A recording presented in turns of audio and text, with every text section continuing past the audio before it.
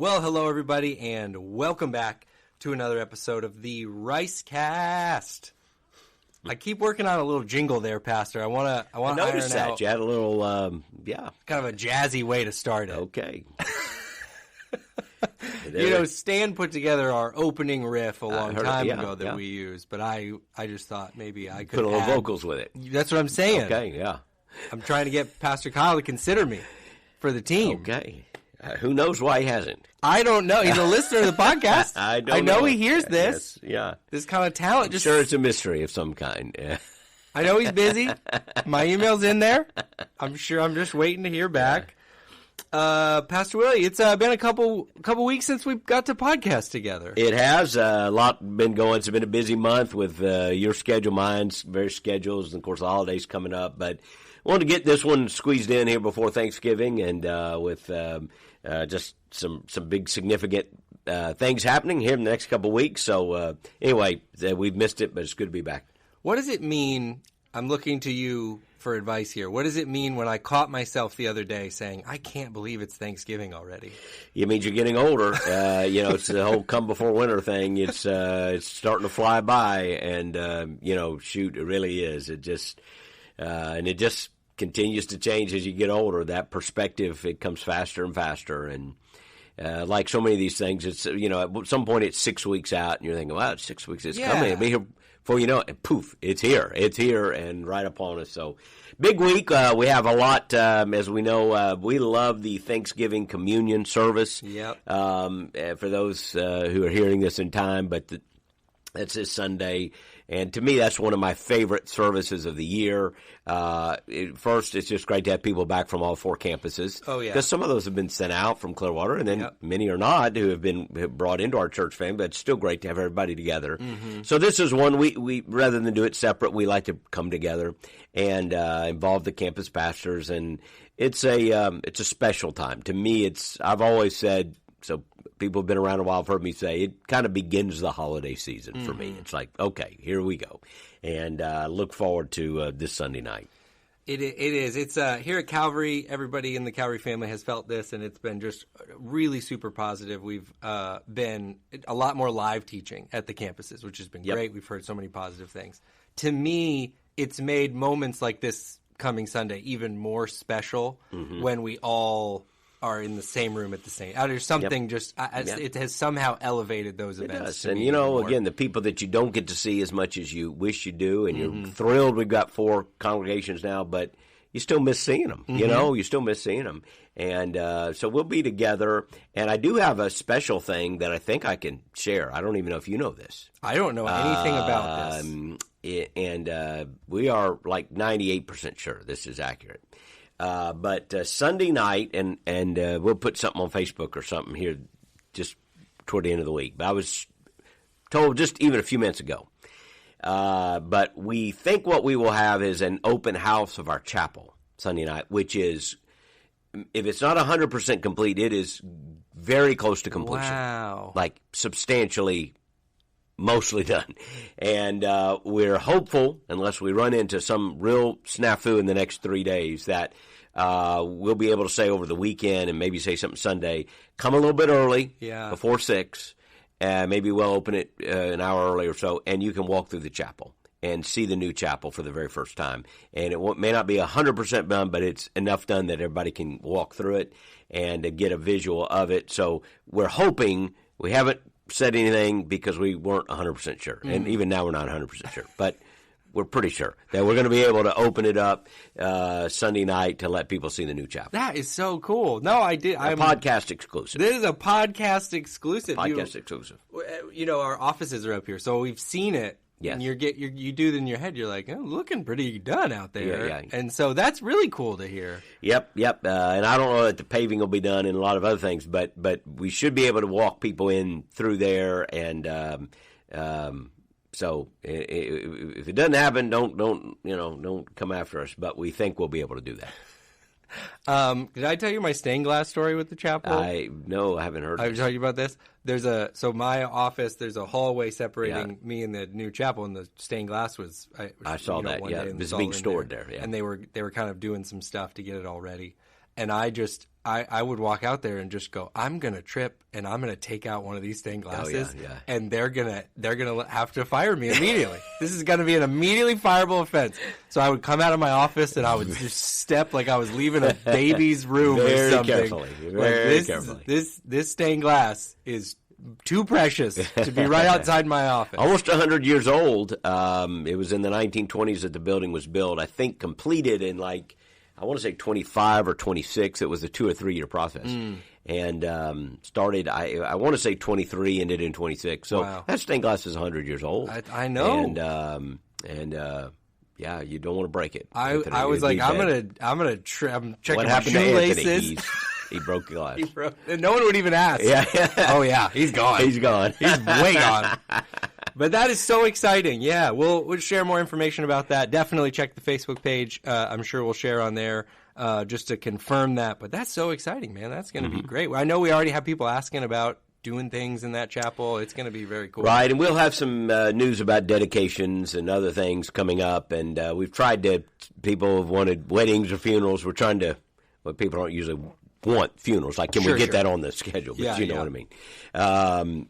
But by the first, we've tried to say not this year because we want to make sure we got it all done. I do think there's maybe something in December, but it will be done here at the holidays and we're wrapping it up, and we're very excited. And just so, I know there's people who are always coming in and out of our church family, and we love all of our people who have joined the church the last couple of weeks and months. But this is a chapel on our Clearwater campus that, because you just mentioned it, really will be a sweet place for, of course, nobody's looking forward to a funeral, but it is a sweet, sweet place. In your life, there are moments. You're going to have those moments, and it, again, and when a campus as big as this one, you sometimes miss those intimate, sacred moments, and we're able to bring back a number of the things that were connected with Calvary's history downtown. The building that was built in the 1920s, again, we've referenced the stained glass. Well, there's some other things that are really kind of neat parts of that. Yeah. So it's kind of an ode to the past there and to our tradition, our history. Very exciting. That's super exciting. And Thanksgiving communion service. I'll put the information for that on the show notes. You can check that out. Man, I hope you can be there to join us for that. All of our worship teams come together. All of our campus pastors, like Pastor Willy already mentioned. It's going to be a really, really. It always is such a special service and special time. Hope you can make it out for that. I wanted to talk some because it is on top of us. We're here. Thanksgiving is here. Oh wait, I almost went too fast because I mentioned this before. I need to circle back. Big shouts out to Miss Cheryl Rice. The pumpkin cookies came through. I enjoyed I was delivered some pumpkin cookies. Yes. I mentioned it on the podcast, and I need to shouts out.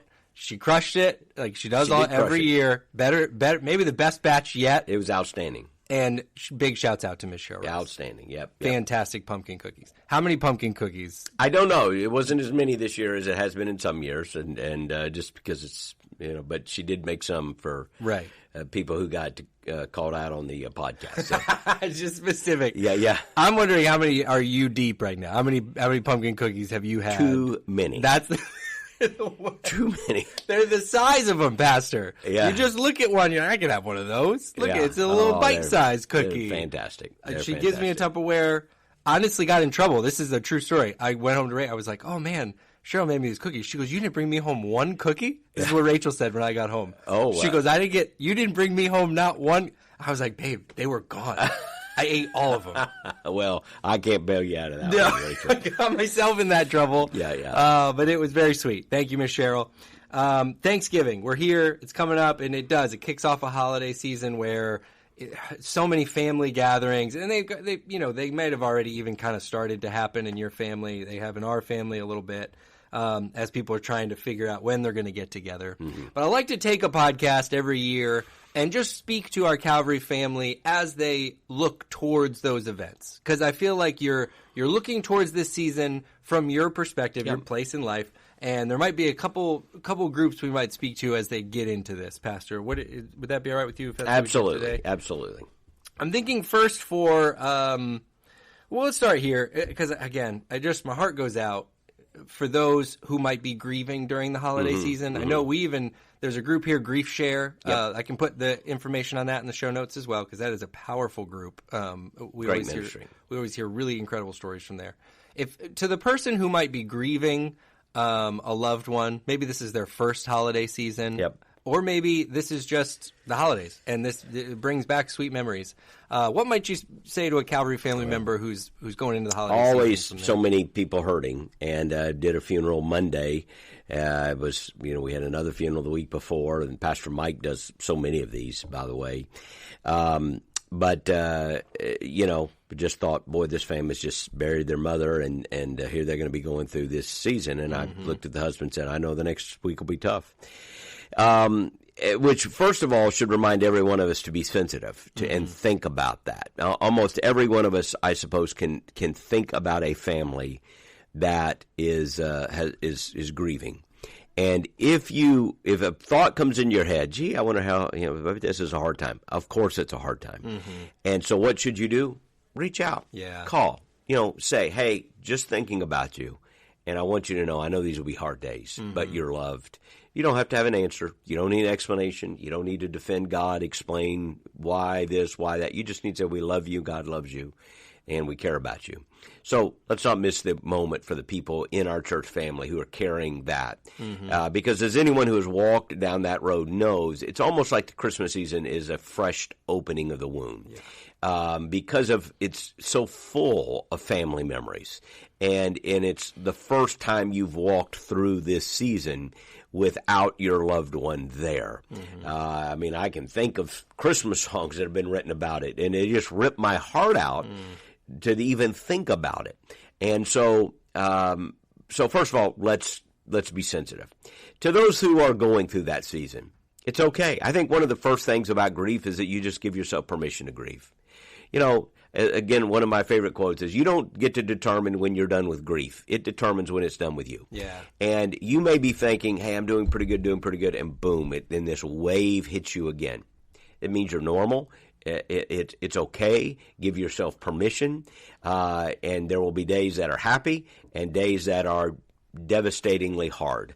And that's okay. That's part of the process. To express your pain to God. Again, a lament is a prayer that comes out of pain, but it's rooted in the soil of promise. And so go ahead and express your pain to God. Tell him you hurt today. Tell him you're feeling the heaviness of it. But at the same time, there is that promise because you're talking to God. You know he's listening. So I just think there's nothing I'm going to say that, this makes it better. It is to just understand it's coming.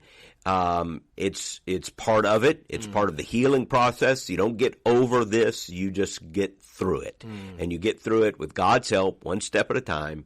We walk through the valley of shadow of death, but we do not fear evil because God is with us. And so God is with you. You're not alone. I think the advice I would have during this season is, again, isolation is the enemy of healing, or is the thing you want to avoid if you're going to be healed. I said that right. It's the enemy of healing in the sense that it keeps you from being healed.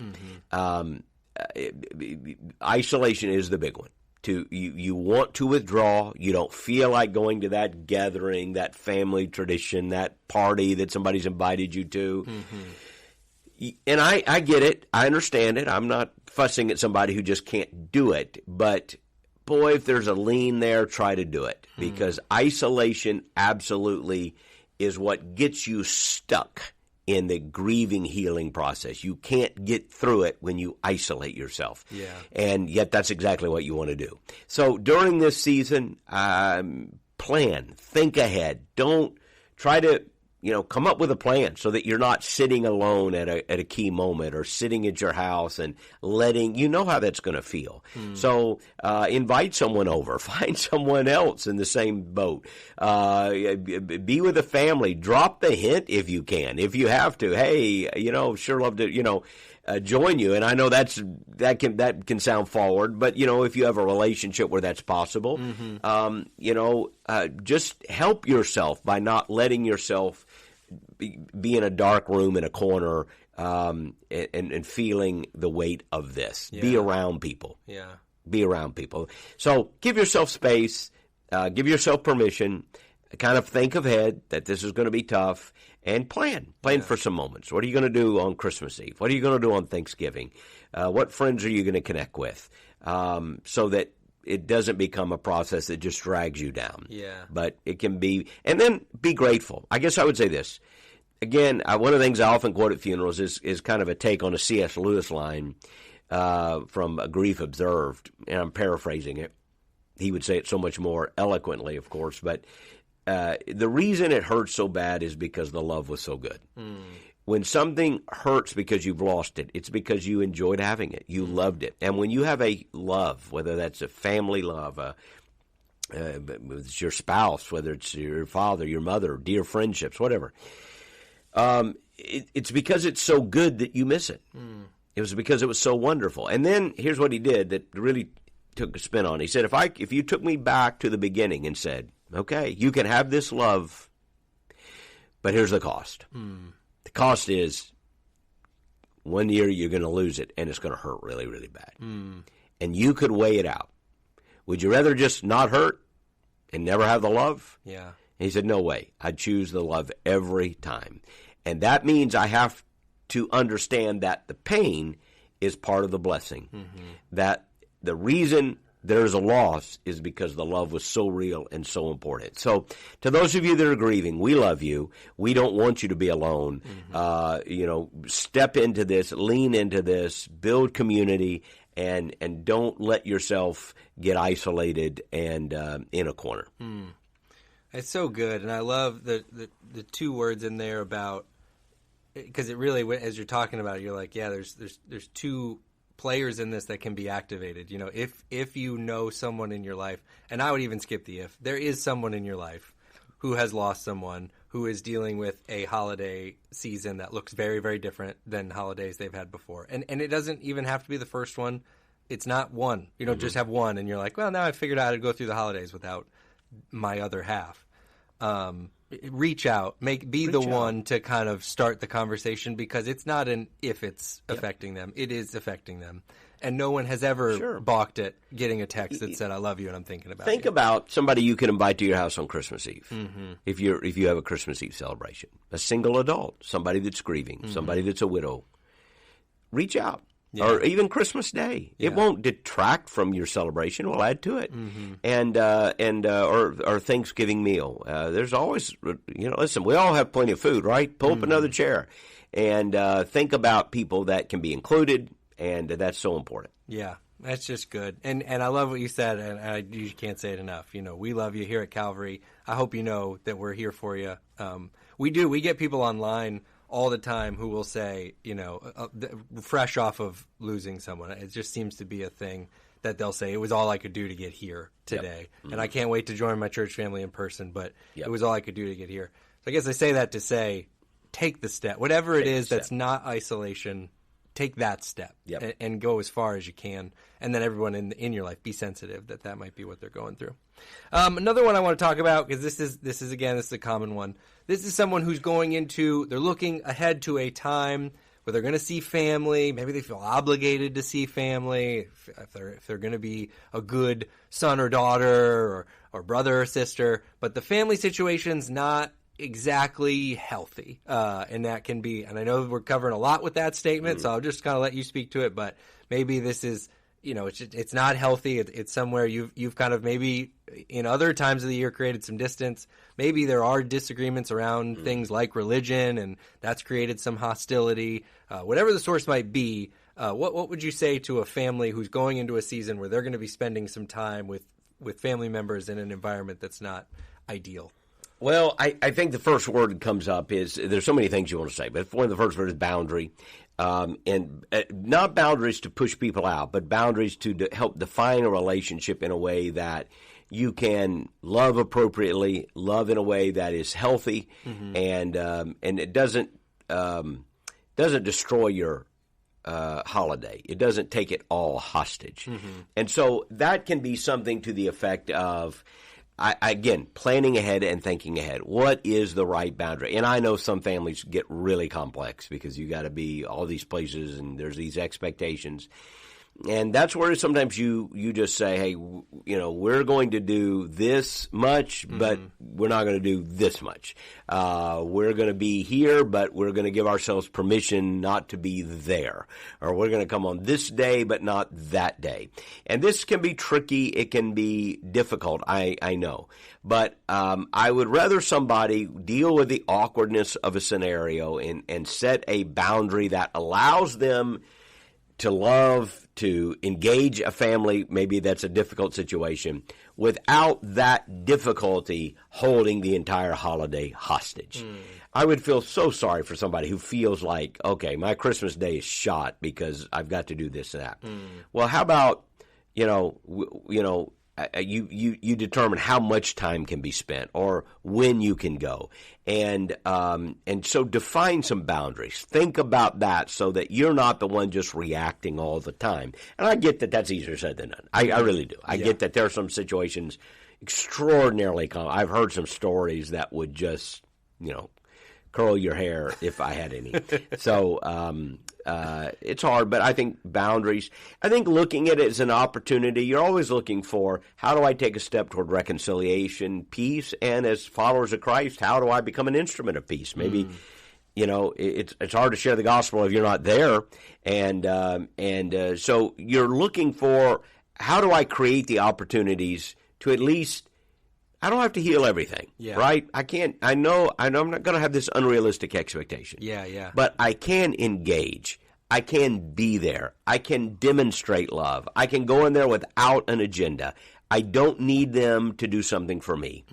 One of the great enemies of our happiness during the holiday period is unrealistic expectations. And it is created because of movies and narratives and Rockwell paintings and Kincaid paintings, and we do this Christmas scene, it's all the Hallmark movie where everything went, and they got engaged on Christmas Eve, and then the snow began to fall, and then Grandma showed up with her apple pie, and everyone began to sing on key, and it was fantastic. And one of the characters was Santa Claus the whole time. Yes, you didn't even know it. And there's a new red Mercedes in the driveway, and so, and then your Christmas, like you didn't have the stuff to make the pie, and Grandma canceled at the last minute, and it was whatever. Yeah. So unrealistic expectations create disappointment. Get realistic expectations and then try to make them happen. Don't just wish for something to happen. Try to make something happen. If you want to be with friends or family on something, well, take the initiative. Don't just hope they figure it out. But when you talk about dysfunctional families, unrealistic expectations, like maybe Uncle Bob, whatever. I'm not trying to shoot a Bob here. I know some wonderful Bobs, but Uncle Will, whatever, I'll use my name, there we go. As maybe he won't act like a toad this year. Maybe he won't. Well, no, he probably will. And if you just kind of right-size that and then go, okay, how do we avoid letting that push my buttons on politics? Right. Because we're coming up on a political season. And when he goes in, what am I going to do? How do I respond? Thinking through that so that you right-size your expectations and you're not disappointed because all of a sudden there was a passive-aggressive comment or all of a sudden I got, this manipulative invitation. If you really loved us, you do this. It's coming, right? It's coming. So set some boundaries. Set some boundaries up front. Here's what we're going to do. Here's what we're not going to do. Here's my expectations. And just try to think redemptively so that you can have a positive experience and you can be a positive influence for the people in your life that are there. And you know what? Be grateful because, again, one day winter's coming, right? And you won't have some of these things and you'll look back and go, you know what? I could have been a little more patient. I could have been a little more tolerant. I could have been a little more gracious, a little more loving, whatever the case is. Yeah. And so very difficult for people. We do empathize with some of those situations. But think ahead and have realistic expectations. And then where you need to, set some healthy boundaries. Yeah. But don't be an ugly person about it. Try to be a gracious person about it. Yeah. Yeah, that's so funny you alluded to it because I was thinking that every year during Come Before Winter, I think that's a part of the sermon that affects so many. Definitely when you talk about mending relationships. Yep. And I love one thing you just said is, there's no silver bullet to that. But maybe a step in that direction is that you were at their house for an hour and a half and you brought your covered dish and everybody made it out with just saying hi and being and sharing a meal. And that's a step this year, and that because like you say, you don't know how much time you have, and it is a precious thing. I love that you said that. And I love too, you've said this, I think I've heard you say this before, but whatever has happened, probably going to happen again, and if it's never happened before, there's probably not going to happen. Yeah. So this family member is going to behave themselves for the first time ever, or so and so is going to be on time. Yeah. If they've never happened, and I can tell you from our family, just being honest, we went through like a couple holiday cycles. We got great families on both ends, but just we're kind of like, man, we are exhausted by the end of this. We are worn out. 2 or 3, 4 years of it before we were like, hey, maybe we should change something about this. Yeah, change some rhythms. Just take a time. And let me just throw this in for maybe the parents or grandparents listening. Yeah. Okay. Because I don't know if I've ever said this. I know some young families that are really in a bind because of the expectations their family puts on them. Young married couples, especially if they got both in-laws here and then grandmas here. And I have heard stories of families where it's like, they do almost dread it because we got to go to this family and that family and that family. And here's what I'm just going to give you my humble opinion. Quit putting so much stress on your family. Quit putting your stress on you. We've tried to say to our kids, look, we love you when you're here, but you got another set of in-laws who are fantastic, by the way. All of our kids married great kids and have great in-laws, and we get along well with them. And so I've never, and Cheryl, we've never tried to resent if our kids say, hey, this year we're going to be here. We're not going to be there for Christmas. Don't mope about it. They'll be there next year. It's like that's okay. And you say, well, how do you guys feel that way? Because our parents did that with us. I don't ever remember a guilt trip of you're not here. How come you're not going to be here? Because they understand. And by the way, when you start having kids, and again, every family is different, so who am I to tell people how to? Yeah. But, I kind of always thought when you start having kids, I wanted my kids to be in their home on Christmas. Yeah. Wake up, and it's hard to pack up and move. So just cut some people some slack. So there may be a parent or a grandparent who needs to hear that. They're not rejecting you just because they're not at your house for Christmas dinner. They can't be at everyone's house for Christmas dinner. That's right. I mean, there's only so many dinners you can eat. Yeah. I talked to a couple one time. They were headed to a dinner. They stopped by for some reason, and they were headed to another dinner. I said, "Oh, I bet you're ready to eat." Oh no, I dread seeing another bite of food. And it was like we've already eaten twice today. Yeah, but we've done this, and now we're expected to come to the last one. And you could just tell they loved their family, but they just dreaded that they had to make an appearance at every one of these meals. And right. It was like, well, why couldn't they show up after the meal? Well, wouldn't it have been okay to say, hey, we know you've eaten 18 times a day, so just show up for pie, or we'll do ours on Christmas Eve, or we'll do ours, 2 days before. The common theme here is get your expectations appropriately sized. Downsize them. And then you'll be pleasantly blessed when people are able to meet them. Quit having these unrealistic expectations that everyone has to be at your house on Christmas Eve, Christmas morn. It's going to snow. It's not going to snow in Florida. I will help you with that. It isn't happening. It's just not happening. Yeah. Don't worry about it. Yeah. Or that everything's going to work perfect and blah, blah, blah, blah, blah. It's not. Everything is not going to work perfect. Somebody's going to get a cold. Somebody's going to blah, blah, blah, blah. This is the way life is. Enjoy the moment. Just enjoy the moment. You burn the turkey and have to order Chinese food like they did in the movie. Just go with it. Yeah. Just go with it. Have fun with it. And you know what? You're going to have Christmas is going to come. Thanksgiving's going to come. The moments are going to come, and it's the people and the love you share that matters, not whether or not you got the mashed potatoes just right.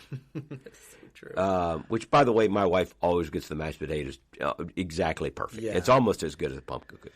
But if you don't, guess what? You're still going to have a time. It's the people you love that you're still going to. So try to see that and give each other some slack. That is so good, and because it's a really special.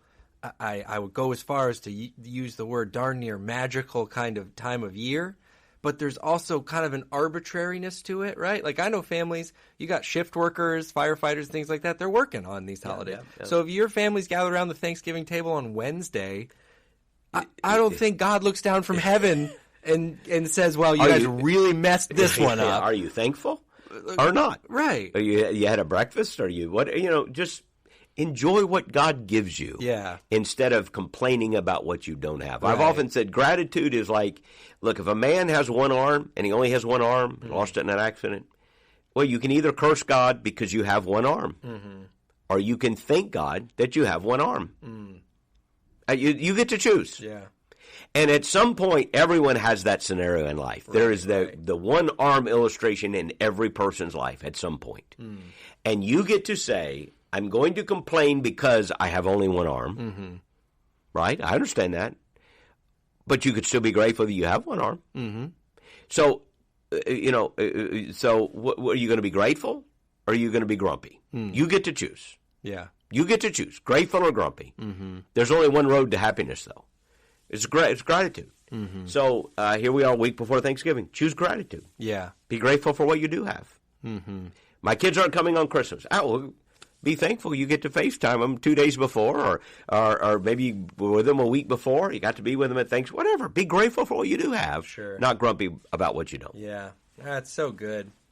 And, we talked a lot already about maybe some less than ideal things you're trying to navigate or things you're trying to prepare for, stuff like that. I wonder, just for the Calvary family heading into this season, what might you say to families? How do we make the most of this season, just as a family, so it doesn't get lost in it? I would say that's kind of the point I would want to hear most about, because you get so busy. You're trying to get it all put together. How do you, as a family, get some good, the real meaning of kind of this season? I'd say have no other gods before God. Put him first. Love him first. What's Thanksgiving about? It's about being grateful. Grateful to whom? Grateful to whom? God, right? Yeah. Right? He's the one we should be thankful for and thankful to. He's the source of every good, perfect gift. So who are you going to be thankful to? I feel sorry for people. Well, you had Thanksgiving, you don't believe in God. Who are you thankful to? Well, we're thankful for our kids. To whom? Like, who? You don't have anyone to give thanks to. I mean, I give thanks to the Lord. So put God first. How are you going to do that? Come to worship. Prioritize worship. Yeah. That's part of it, right? Have personal time as well, but don't miss Sunday night. Don't miss this weekend. At Christmas, put God first. There's a lot to do. But you know what? Christmas is going to come and go, whether you get all the presents and whether you did all this and all that, and you went to this show or that concert. Are you going to have times when you worship the Lord?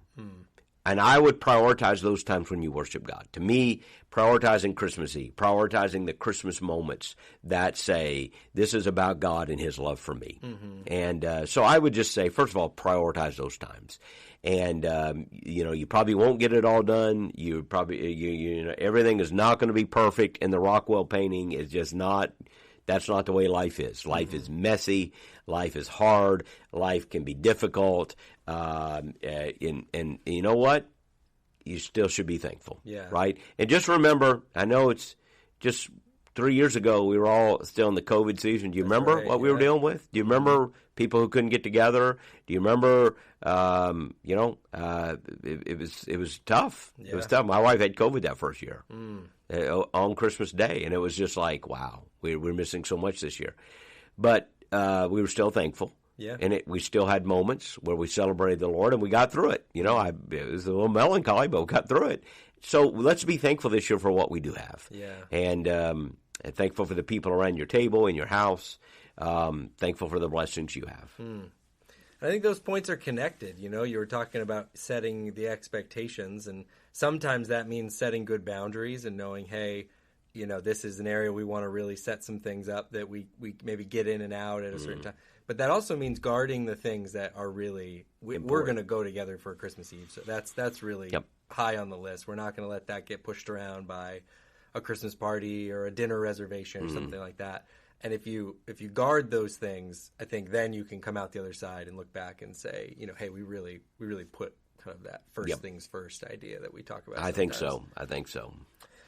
Well, it's always a fun time here at Calvary. It's the big Christmas tree is coming out here soon. It's, if not as we speak right now. I think it doesn't come out until after Thanksgiving, I think. You're pretty strict on. You don't like to see the Christmas stuff. I'm one of those wait till Thanksgiving guys. Right. I'll tell you this. I will accept Christmas music Thanksgiving week. Okay. Maybe a few days before Thanksgiving. If somebody wants to play it, I will not have a violent reaction. But I prefer it after Thanksgiving. Yeah. Now, my daughter Amanda, somewhere around Labor Day, begins. And we all tease her badly. We tease her because she's in the Christmas thing.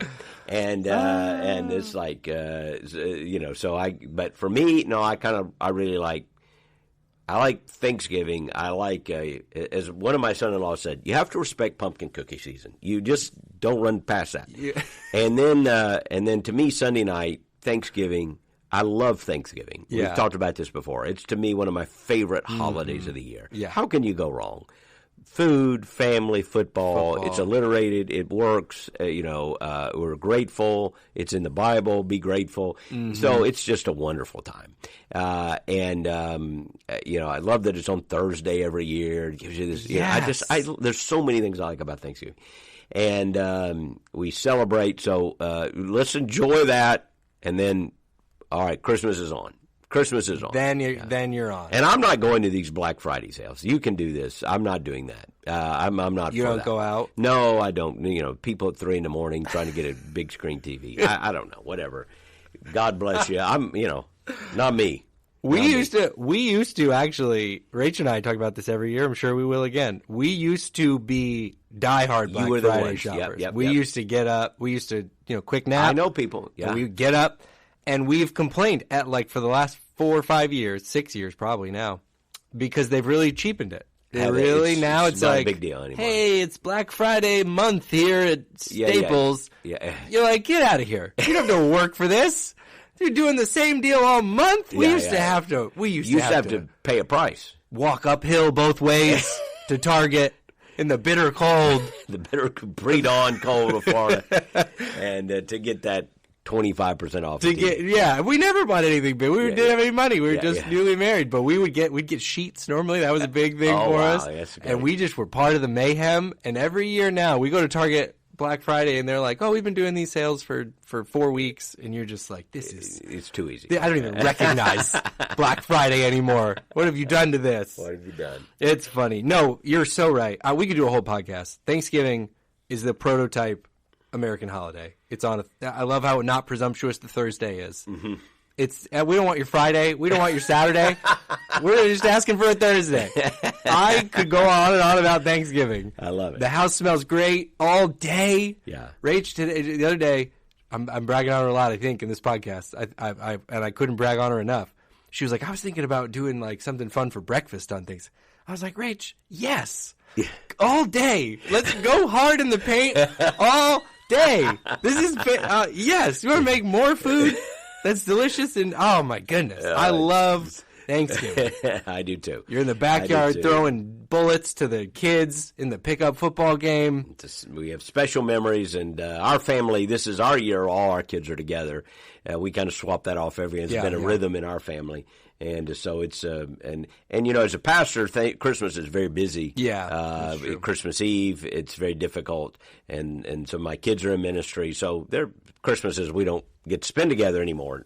And that's it's okay. We always get before or right after, but Thanksgiving we kind of make up for it, and so we're very excited about next week and being together. And I hope all the people who are listening have a special plan and can be with somebody you love, and that we remember people around us, and we have.